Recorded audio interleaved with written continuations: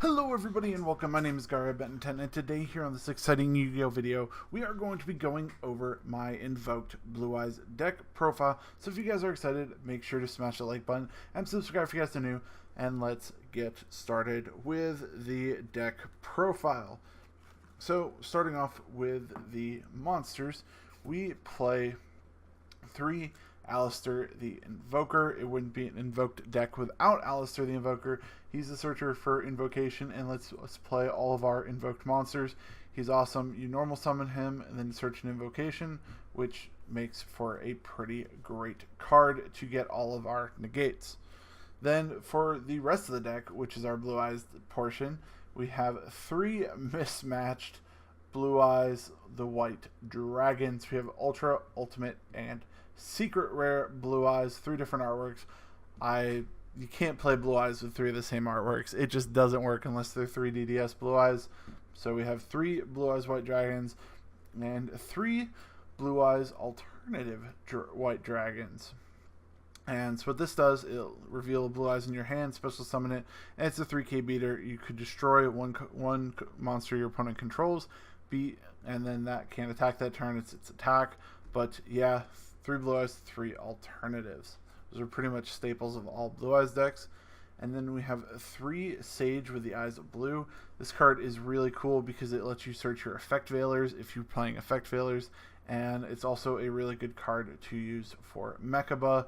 And so you don't really use your normal summon effect that much. You mostly use your discarding it to the grave. But yeah. Next we have our stones. We have 3 the White Stone of Ancients, and I just realized I have 2 Secret Rares and an Ultra Rare. And then we have our 1, the White Stone of Legend. What Stone of Ancients lets you do is, if it is sent to the graveyard during your end phase, you get special Blue Eyes from deck. And White Stone of Legends, when it's sent to grave, you can add a Blue Eyes from deck to hand. These are really good for your invocation plays, for your the melody plays. It's really awesome. And then for the last of our dragons, we have 2 Dragon Spirit of White.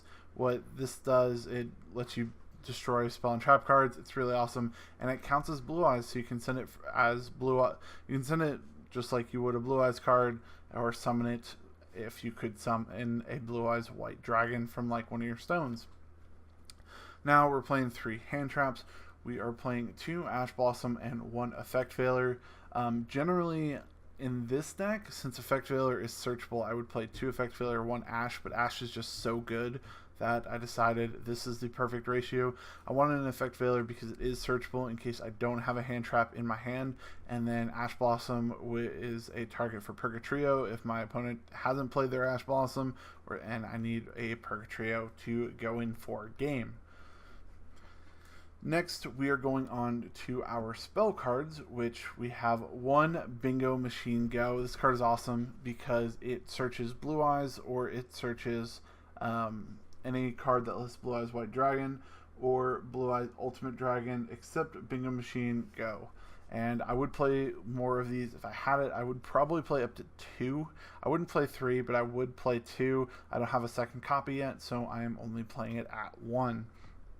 Next, we have 3 Return of the Dragon Lords, which this card is awesome. If it's in your grave and a dragon would be destroyed by battle, you can banish this from the grave, or you can use it to go and revive a level 7 or higher dragon. In this deck, what's really good is there's not a lot of spell cards that you want to discard. So if you have this in your hand, you have Mechaba, then you can discard this from Mechaba, negate a spell card, and then just use the in-graveyard effect. So it's not really a negative when you have to discard this for Mechaba.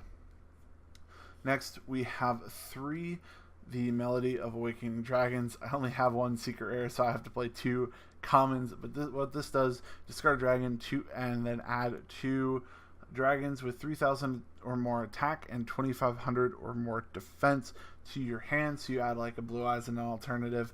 It's pretty nice and really usable for this deck. Next, for our draw power, we're going to have 3 copies of Trade-In. Basically, discard a level 8 monster and draw 2 cards. Pretty self-explanatory there. We don't have a lot of draw power, but this is definitely enough in my opinion. Now for our invoked spell cards, 2 magical meltdowns because searching Alistair is broken, and then 3 invocations because Alistair Search is invocation, and then invocation pretty much lets you win the game. You can summon Mechaba, you can summon Purgatrio, you can summon Elysium, and it's just really awesome. Now for our last invoked card, we are playing 1 Book of the Law because you can search it off of Alistair the Invoker of Madness, and this is really good. And then for our one-ofs, we have 1 Silver's Cry for a Monster Reborn, we have Soul Charge, Game Charge, we have Monster Reborn, we have 1-for-1 for our stones, and then Foolish Burial for our stones. Pretty self-explanatory. It's a normal Blue Eyes lineup, just adding the Invoked engine to get that little bit more power and consistency out of it. And now we're going to our extra deck. We're playing 2 Blue Eyes Spirit Dragons because this card is just super awesome. And when I played in my locals last Saturday, I did not have these, and I was severely lacking, so some guy traded them to me so I can make this deck work. And then we have our rank 8s. So we have our number 62 Galaxy Eyes Prime Photon Dragon, and the way this works is you summon this with 2 level 8s, then you overlay with Full Armor Photon Dragon, and then you can choose between Cypher Blade Dragon or number 95 Galaxy Eyes Dark Matter Dragon. And so you basically go 1, 2, and then 3. Then its cost when it's summoned is to send 3 dragons with different names from your deck to grave. So Whitestone of Legend, Whitestone of Ancients, and then some other dragon, and you're just plussing off of it, which is really awesome. And then it can attack twice 2 monsters, and it's a 4K beater, which is awesome. Next, going on for our last rank 8, we have our number 38 Hope Harbinger. Don't really have to explain that one. And now for our invoked cards, we have Alistair the Invoker of Madness. This card is amazing, and when cards are fusion summoned to it, you can search invocations, you can search Book of the Law. It's really awesome, and it's really what this deck needed, because we needed the 2 downward pointing arrows to make things work. Next, we are playing 2 Mechabas. Most of our deck is light, so we can summon Mechaba really easily, and then Mechaba will discard cards, so discard your stones to negate monster effects, or discard the Return of the Dragon Lords to negate spell effects. Then we have Purgatrio and Elysium. All your opponents are playing Ash Blossom, so Purgatrio is going to be super easy to summon out and attack for a bunch of damage. And Elysium comes up sometimes. It's not an always card. If you have other cards to side out, then when you need to side out like extra deck stuff, I would side out Elysium if they're not playing light based deck. But other than that, yeah. And then for our last bit of Link monsters, we're playing 2 Hippo Shenanigans if we need other downward pointing arrows or just some attack boosts for light monsters. And then the 1 Link Kribo. Anytime you have to normal summon a stone, you're going to link it away with Link Kribo. And yeah, that's pretty much it for this deck profile. I hope you guys did enjoy. If you guys did, make sure to smash that like button, subscribe if you guys are new, and I will see you all next time. Peace out.